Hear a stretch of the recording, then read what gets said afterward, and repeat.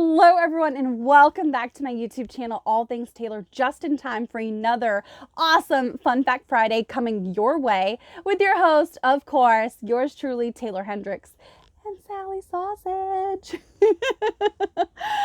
We have some really fun facts today to just keep you guys going forward and just having some really fun content and interactions with you guys. Before we get started this week, please go ahead and do me a huge favor and hit the like button to help us continue growing this amazing channel and with all the really awesome Savage Taylor Army community members. So cool. All right, so here we go. Fun fact. Did you guys know that apparently there is a fish in the ocean called a ribbon eel? And what's really interesting about the ribbon eel is it is a singular marine species. So it starts out as a male and it's born black and yellow with a yellow dorsal fin. And apparently it turns from black to blue as it starts approaching the end of their life cycle. And when they reach the size of roughly 1 meter, they start to turn completely yellow. And that's about that time where they're approaching the end of their life and they turn female with just enough time to lay their eggs before they die. What? That is insane. This process and this life cycle type is actually called protandric, Protandric, and it's apparently a type of life cycle only shared with the clownfish. So I don't know, that kind of gives me a new perspective on Finding Nemo just a little bit. Talk about feeling old, guys. I went on a school field trip to see Finding Nemo when it came out. That makes me feel so... I don't feel old very often, but thinking about that is like, oh, girl. No, honey. Oh, that's fun. Did you know, and knowledge is power, did you know that at the height of his popularity, Robin Williams used his superstardom status to... As we all know, he was such an amazing human being who was always trying to bring laughter and kindness and empathy into the world. Well, not everybody knows this thing that he did. At the height of his popularity, like I said, he used his stardom status to help make a difference in other people's lives by making it a requirement in his contract that whoever had him on for a project, be it an event, a film, whatever, so forth and so on, it was a requirement that they had to hire homeless people to work on the project that he was on and pay them an honest wage to help them with finances and kind of help them help themselves. I thought that was amazing. If I ever get, to a spot like that in my life, that is definitely something I would want to do. I hope you guys hold me to that. Growing up, we grew up like a fence separated the backyard of the house with like a halfway house and stuff, and I just met some of the most kind, amazing people. So that is definitely something I would just so love to do. And another fun fact for you guys, because knowledge is power.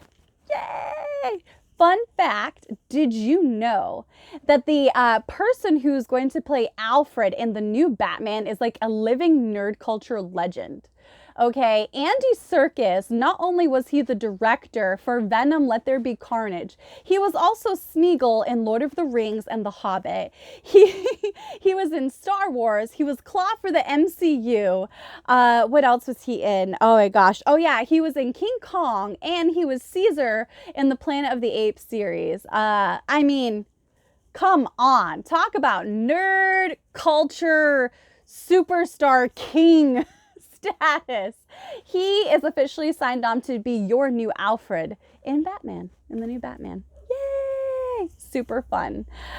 Join me for more Fun Fact Fridays as we continue, and I have one more for you guys for this week, so make sure you keep tuning in because I'm going to keep dishing these out. These are so much fun, and I love getting to interact with you guys on things that I find cool and fascinating. And you never know what you're going to get. We've got ribbon eels and nerd pop culture and horror films, which brings me to the latest fun fact. Did you know, and I think this is really fun because of where I grew up, I grew up right next to Cape Cod. So did you know that, fun fact, Jaws, which is basically the villain of the movie of which the namesake is for, doesn't actually officially make a cameo in the film until after 1 hour and 19 to 21-ish minutes into the film. The reason for this was actually quite genius. I think it really speaks to the creative ingenuity of Steven Spielberg, who, by the way, I'm so excited has decided to not hate Netflix and kind of adapt and roll with the times and where streaming is going. And just the new landscape of everything, evolving.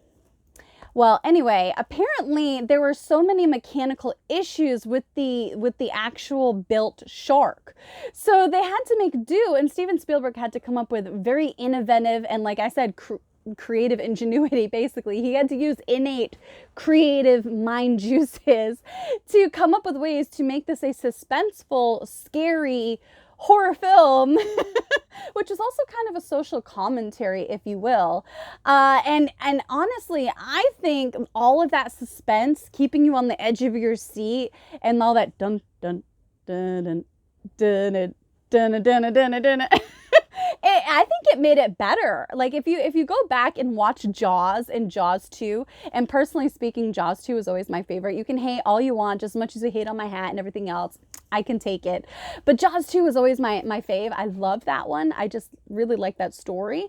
The suspense is what makes it so good. I think that it was like divine intervention or something, because I think that it worked out in the best possible way.